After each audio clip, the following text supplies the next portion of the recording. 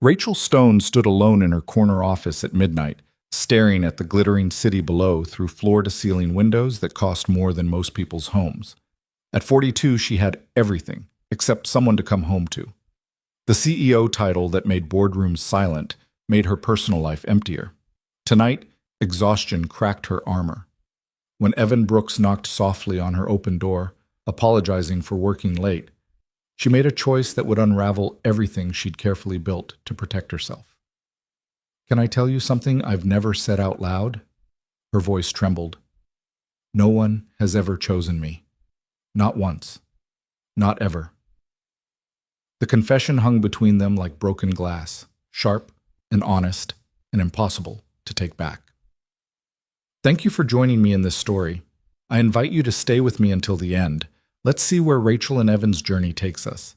Please hit the like button and comment with the city you're watching from so I can see how far this story travels. The executive floor of Stone and Associates had been empty for hours.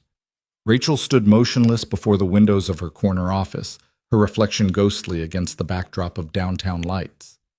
Friday night, nearly midnight, and she was exactly where she spent most Friday nights, alone in a building designed to intimidate, surrounded by the trappings of success that felt increasingly hollow. She'd removed her heels hours ago. Her feet ached against the cold marble floor, but she didn't move to the comfort of her leather chair. There was something fitting about the discomfort, something honest about standing here in stockinged feet, stripped of the armor her Louboutins provided. The city below pulsed with life. People heading to late dinners, bars, homes where someone waited. Rachel pressed her palm against the glass, feeling its coolness seep into her skin. "Miss Stone?" She turned sharply, her professional mask snapping into place even as her heart hammered.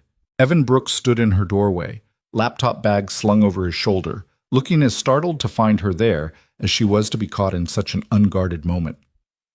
"I'm sorry," he said quickly. "I didn't mean to intrude. I was finishing the Morrison presentation and saw your light still on. I wanted to make sure everything was okay before I left."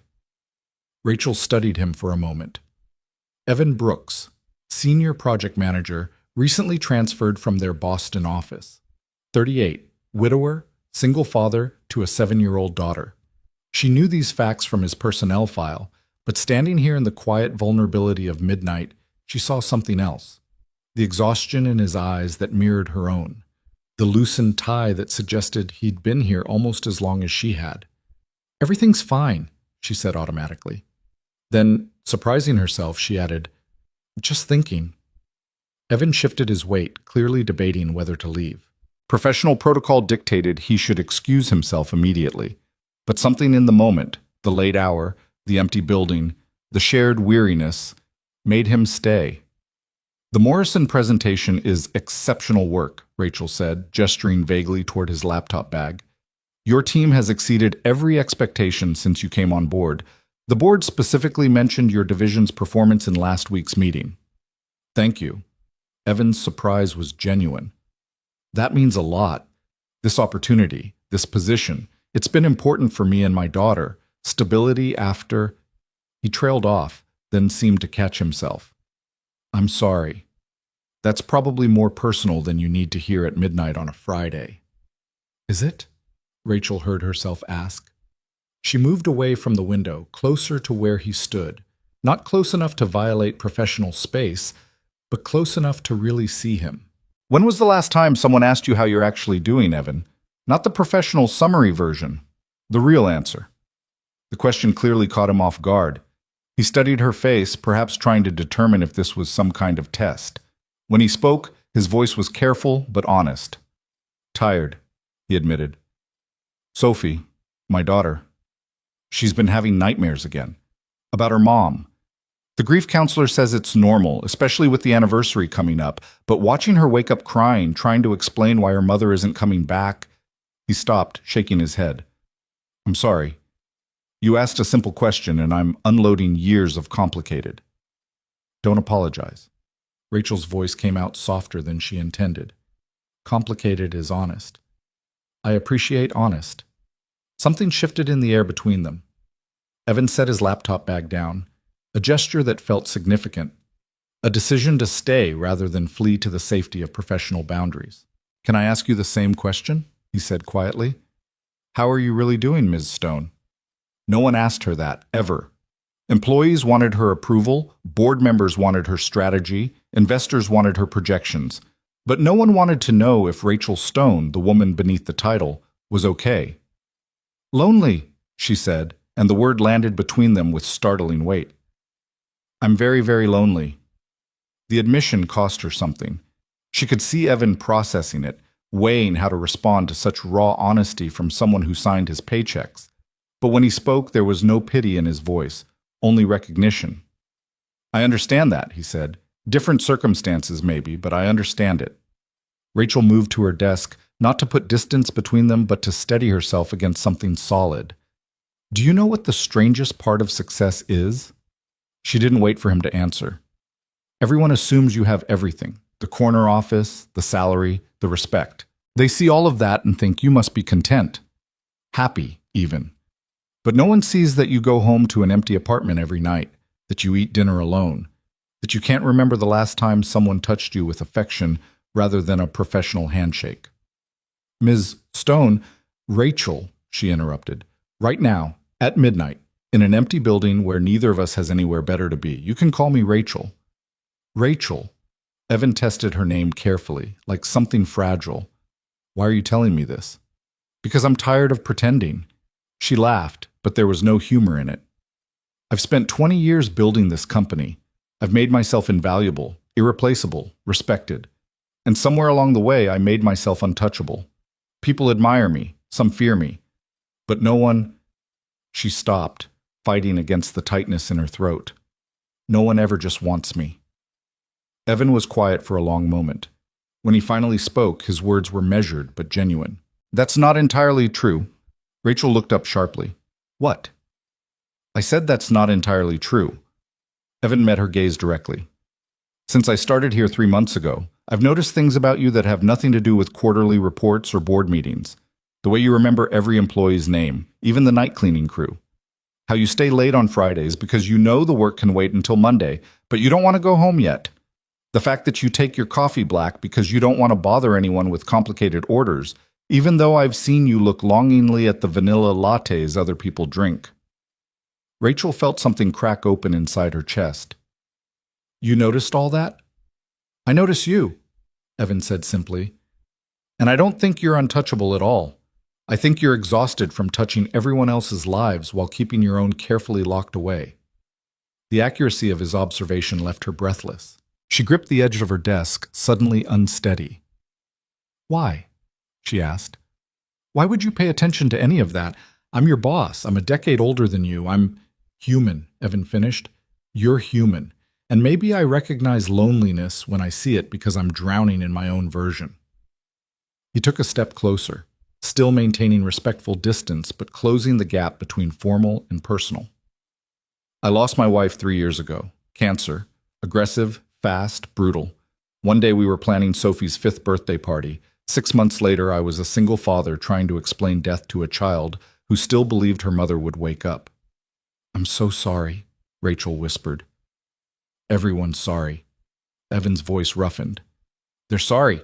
They bring casseroles. They offer to babysit. But then they move on with their lives, with their intact families, and you're left standing in the wreckage trying to figure out how to be both parents, how to be enough when you're barely surviving yourself. Rachel understood that particular mathematics of inadequacy. And here? Moving here? Taking this position? Fresh start, Evan said. Or that's what I told myself. New city, new job, new school for Sophie. Leave behind the memories and the pity and the well-meaning neighbors who still see me as that poor widower. He ran a hand through his hair, disheveling it further.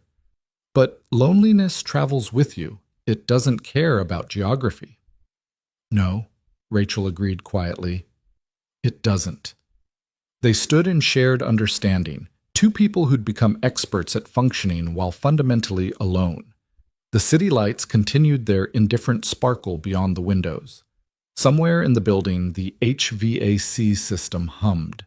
Time felt suspended, malleable. Can I tell you something I've never said out loud? Rachel's voice came out smaller than she intended. Evan simply nodded, giving her space to continue. No one has ever chosen me. The words tumbled out, years of accumulated hurt condensing into a single confession. Not once, not ever. I've had relationships. I'm not completely isolated, but every single one ended the same way. They chose something else, someone else, an easier option, a more convenient fit.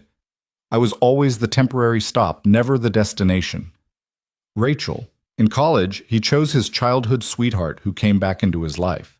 In my 20s, he chose his career opportunity across the country over building something with me.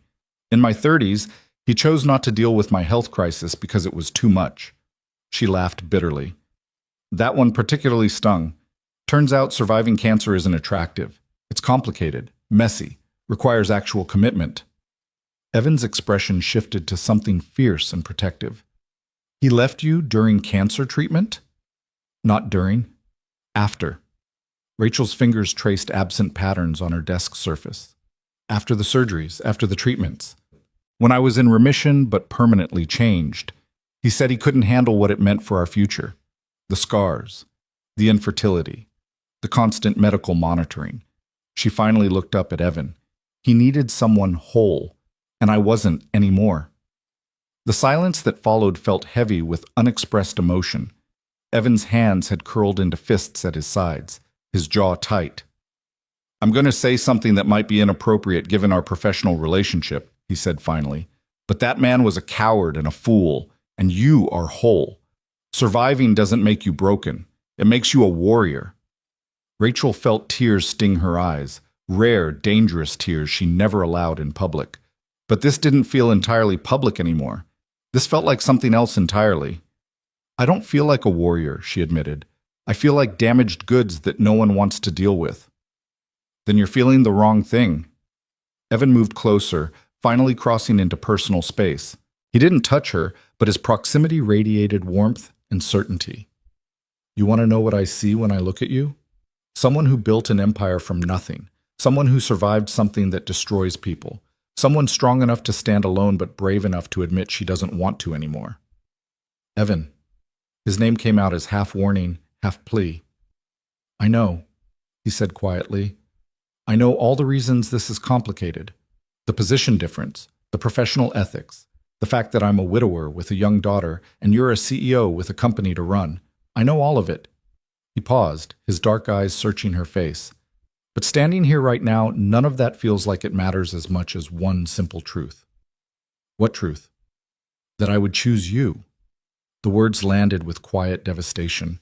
If given the chance, Rachel, I would absolutely choose you.